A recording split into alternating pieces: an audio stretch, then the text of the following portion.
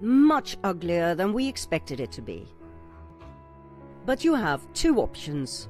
You can either turn away because it makes you feel uncomfortable, or you can accept it for what it is, reality. And yes, it's bad. It's ugly. It makes you want to throw up. It would be weird if you didn't feel that way. Believe me, we've gone through all those phases while doing the research. But the ugly truth will not go away simply because you don't like it. It will only go away once you accept it for what it is and act. Once you know the facts, once you know your enemies, so to speak, you can draw up a plan. You will know what to do, when to do it. What we're about to tell you is so insane, so outrageous, that you will probably not believe us. We wouldn't have believed it if someone had told us what's about to come, say, a year ago. Therefore, after our insight into the future of humanity, we will let them say it. Them being the spokesman of the World Economic Forum, the biggest and most dangerous NGO in the world. For when you hear them say it, how can you possibly deny it any longer? And remember, we are not spreading fear. At the end of this episode, you will know what to do, okay? Here we go. Picture the year 2030.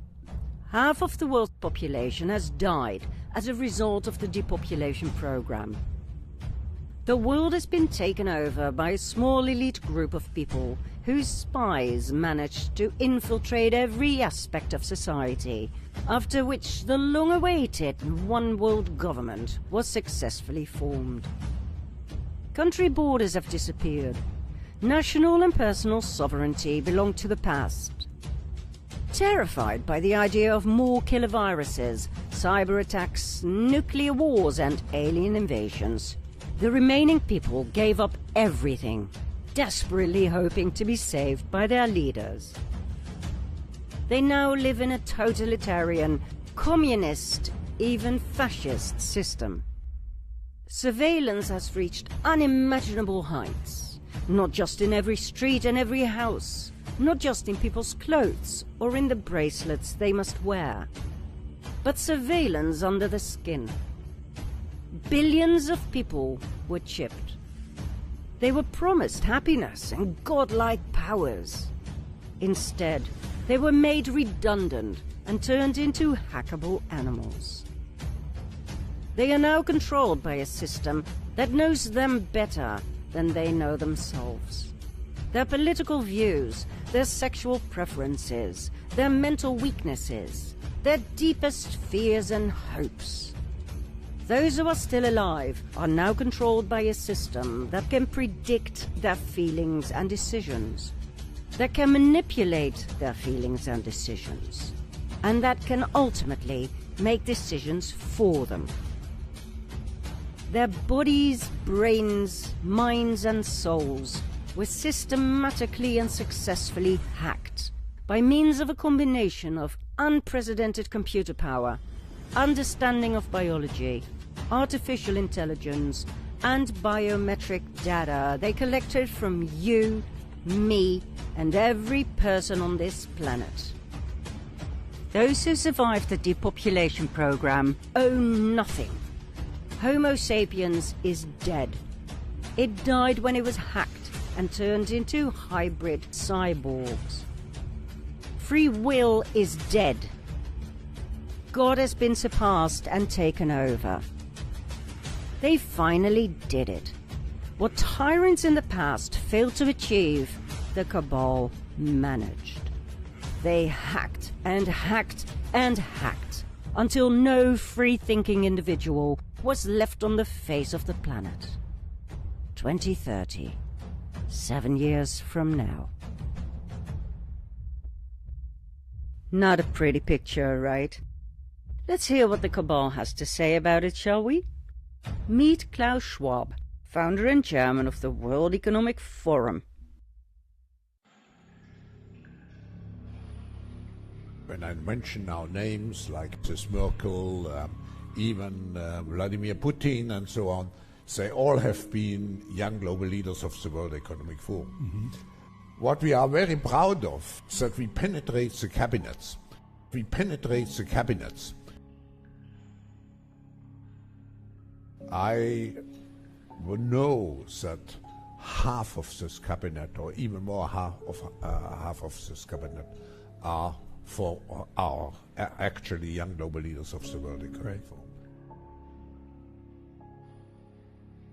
Pay insufficient attention to the frightening scenario of a comprehensive cyber attack, which would bring to a complete halt to the power supply, transportation, hospital services, our society as a whole.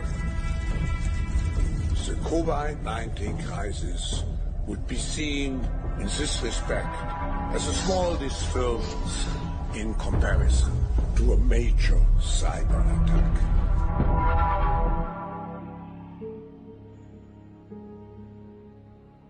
I respect China's achievements, which are tremendous. I think it's a role model for many countries. We have to define how the world should look like. The difference of this fourth industrial revolution is it doesn't change what you are doing. It changes you. If you take genetic editing, it's you who are changed. And of course, this has a big impact on your identity. People assume we are just going back to the good old world which we had, and everything will be normal again. This is, let's say, fiction. It will not happen. The next crisis is already waiting for us around the corner, and it is the climate crisis. What a wonderful man, and what a perfect example of yet another fear-mongering sociopath who knows how to mislead millions of people by using almost innocent words to describe one hell of a future. I mean, he just literally said that life after COVID will never go back to normal, something that was promised us all along, remember? He called China a wonderful role model for other countries. China, for God's sake, guilty of the most heinous crimes against humanity. He spread some more fear about disasters lurking around the corner, like a major cyber attack and climate change. Because after all, it's fear that keeps us in line. And he's most excited about genetic editing that will change you, as in all of you, including your personality. Oh, and on top of that, he states that they will define how the future world should look like. They being the elite, the less than 1% that nobody ever elected, but who can actually do this because they infiltrated just about every cabinet in the world. And of course, let's not forget the one-liner that made him famous in the first place. You'll own nothing and you'll be happy. You, not them. They will continue owning everything, including the private planes that take them to Davos, where they can discuss the horrors of climate change and the irresponsibility of you and me when it comes to sustainability. But hey, let's move on to his most prominent advisor, Yuval Harari. What does he have to say in his own words? The defining equation of life in the 21st century. Biological knowledge multiplied by computing power, multiplied by data, equals the ability to hack humans.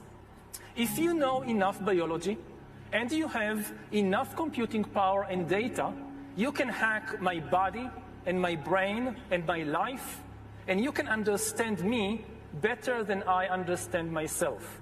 You can know my personality type, my political views, my sexual preferences, my mental weaknesses, my deepest fears and hopes. And you can do that not just to me, but to everyone.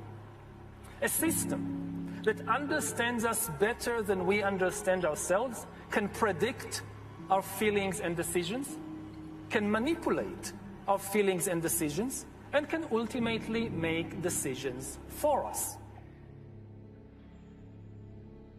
How exactly will the future masters of the planet look like? This will be decided by the people who own the data. In the past, many tyrants and governments wanted to do it, but nobody understood biology well enough, and nobody had enough computing power and data to hack millions of people. Neither the Gestapo nor the KGB could do it. We've reached the point when we can hack not just computers, we can hack human beings and other organisms. Humans are now hackable animals. We are probably one of the last generations of Homo sapiens, because in the coming generations, we will learn how to engineer bodies and brains and minds.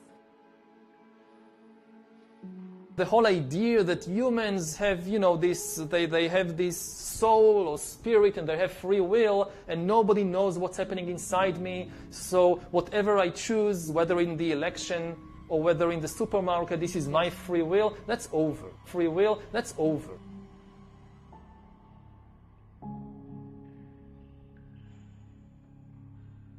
People could look back in 100 years and identify the coronavirus epidemic as the moment when a new regime of surveillance took over, especially surveillance under the skin, which I think is maybe the most important development of the 21st century, is this ability to hack human beings, to go under the skin, collect biometric data, analyze it, and understand people better than they understand themselves.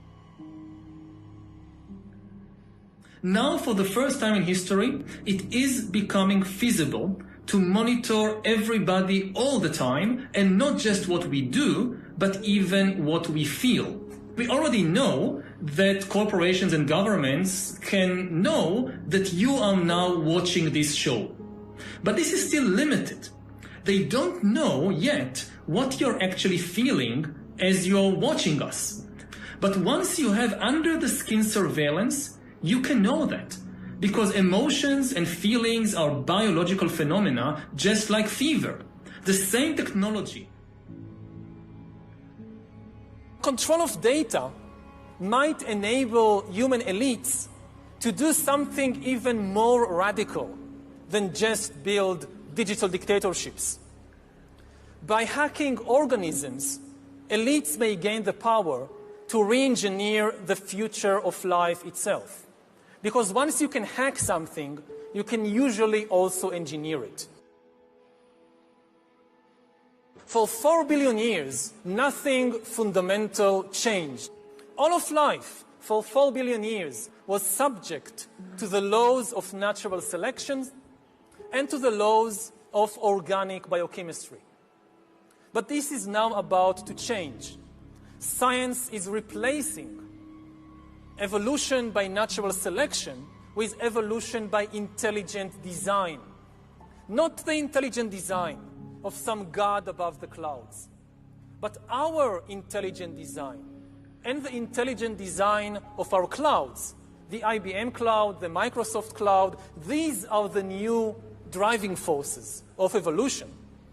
In the coming decades, AI and biotechnology will give us godlike abilities to re-engineer life and even to create completely new life forms. We are about to enter a new era of inorganic life shaped by intelligent design. Our intelligent design. We are really acquiring divine powers of creation and destruction. We are really upgrading humans into gods. Straight from the horse's mouth. Shocking, isn't it? So let's get this straight. They are creating an era of inorganic life shaped by their intelligent design.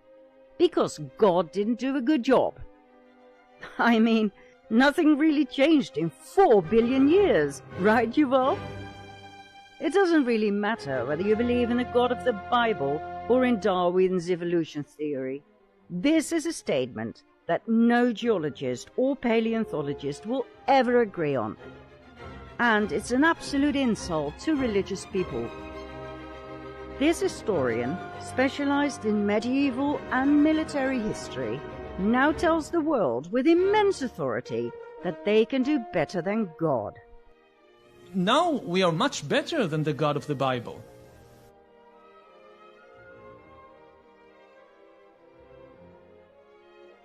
Now normally we would tell you all about Schwab and Harari, about their roots, their hidden agendas. And of course we did the research and we discovered a lot. For instance, about the real driving force behind the WEF. Nelson Rockefeller, and of course, as always, the near immortal Henry Kissinger. Schwab and Harari are just cabal puppets. One plays the wise, philosophical, even friendly advisor who meditates 2 hours a day. The other one is a caricature of a Nazi who can't even pronounce the word COVID properly. COVID-19 crisis, the COVID-19 crisis, the COVID of COVID-19. COVID? Seriously? Is it really important, in this particular case, to share all the background information we discovered? Or should we move straight on to the dark future they have in mind for us in the very short term? We choose the latter, as we don't believe we have the luxury of wasting any more time. In short, the World Economic Forum, set up in 1971, plays out a modern-day version of the Protocols of Zion. For more than half a century, every detail of Agenda 21 and 2030 was executed at the exact right moment. Everything was planned meticulously. If there's one thing the Cabal mastered, is patience.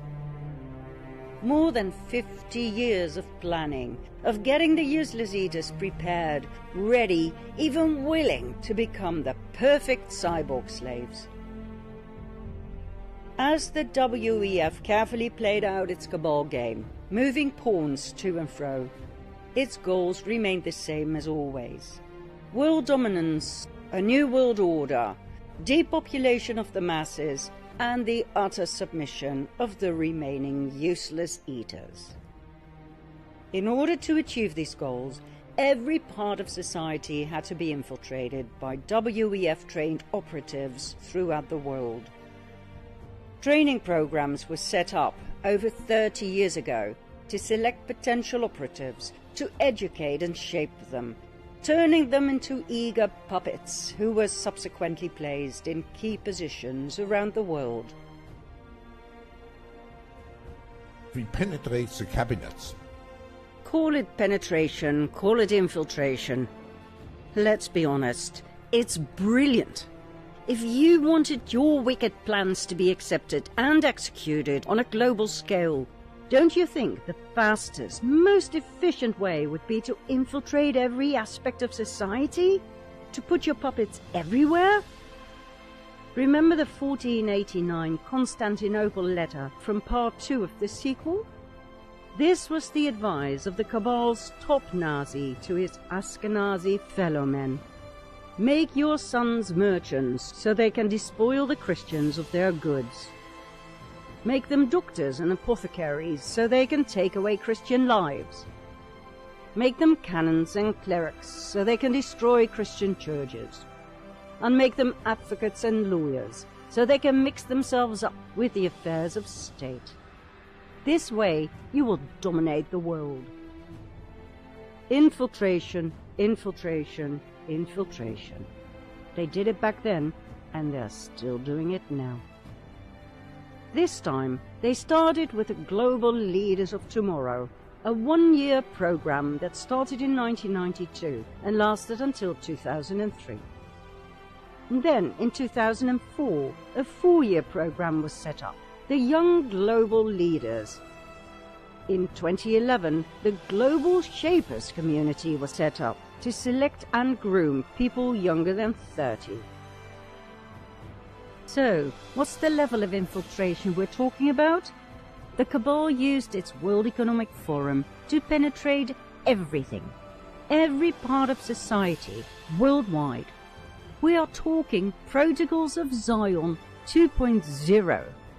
Let me show you what we mean. And please realize that every business we're about to show you sent its highly placed representatives to follow one of the WEF's training programs. CEOs, director of this, director of that. Meaning each and every business and aspect of society has been programmed to execute the WEF's demands. Please let that sink in while you watch the following.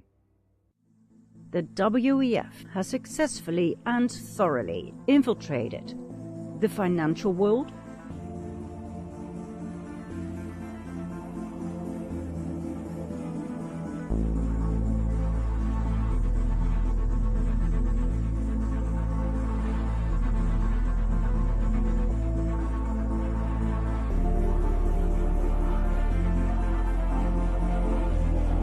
corporations,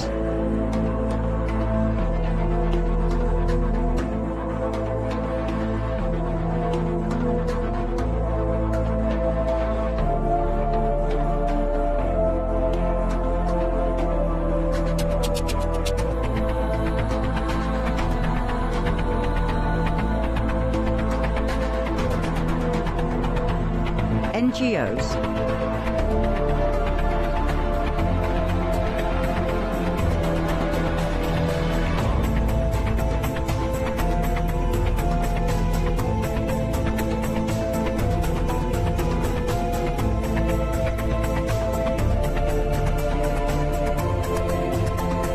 religion,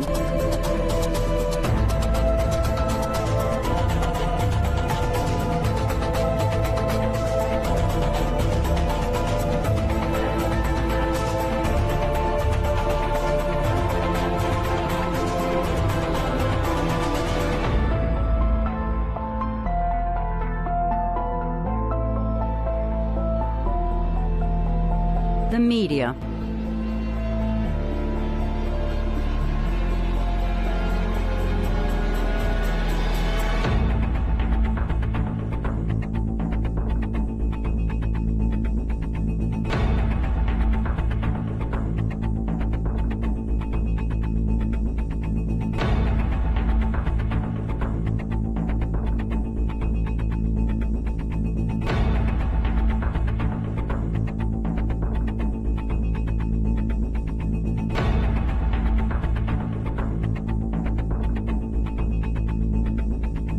the world of science,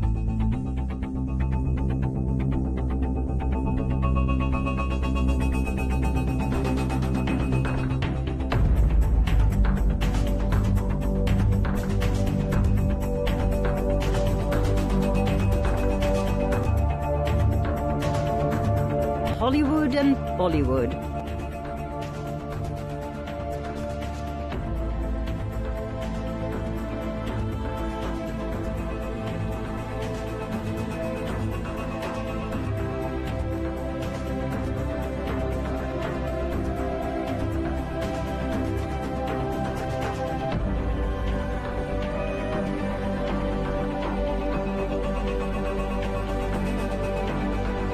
the domain of air and space,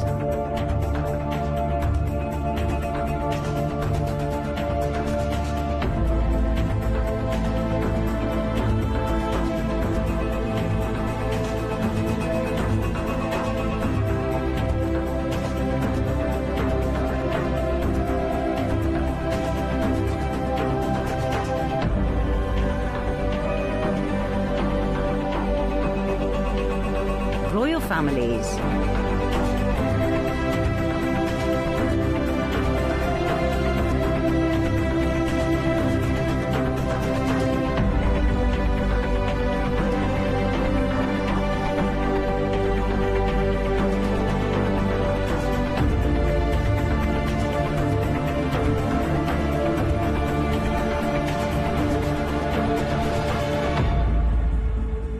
And, last but not least, they penetrated the world of politics.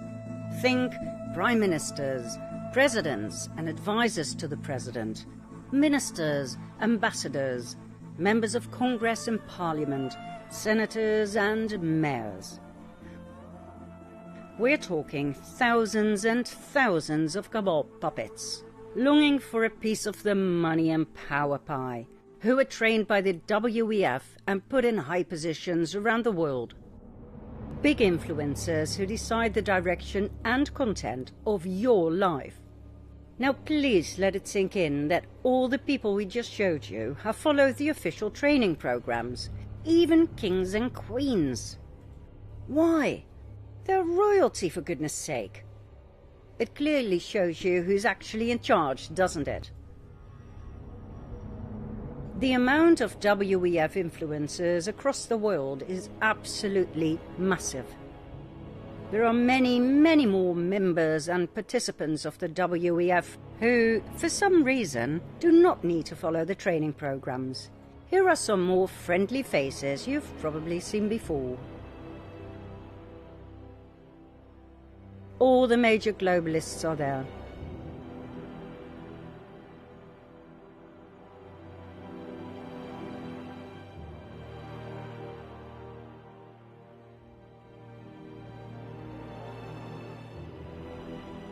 That's right. The cabal infiltrated everything. They are everywhere. What's their next move? The Great Reset. We need a great reset. A massive global change of reality, enveloping every aspect of your life. This is the era of technology and science, where feelings are read, registered, and altered if desired. The era of reason will tear out the root of being human, so that we can be controlled and oppressed, used, or extinguished. Follow the science, they said. In this time of crisis, you have to follow science. But guess what? Science is not about objective discoveries. Science changes all the time. So why treat it as holy? You know why? Because science is about power. Science is not really about truth. It's about power. Particular scientists may be very interested in the truth, personally. But as an institution, the real aim of science is power. That's why they wanted us to follow the science, so their power would reach insanely dangerous heights. It's often said that you should never allow a good crisis to go to waste, because a crisis is an opportunity to also do good reforms that in normal times people will never agree to, but in a crisis, you see, we have no chance, so let's do it. Most jobs in the near future will be carried out by robots and cyborgs. You will be made redundant. And the people who don't want to join this program, or who cannot keep up with the speed of developments? A new, massive, useless class. A class that has no military or economic usefulness, and therefore also no political power. My best guess at present is a combination of drugs and computer games. Drugs and computer games. And maybe they'll just end up in isolation camps. Or should I say, concentration camps. So, is there hope for humanity? You decide. After all, we are not here to sell you hope. We are here to give you facts. But hey, you know us.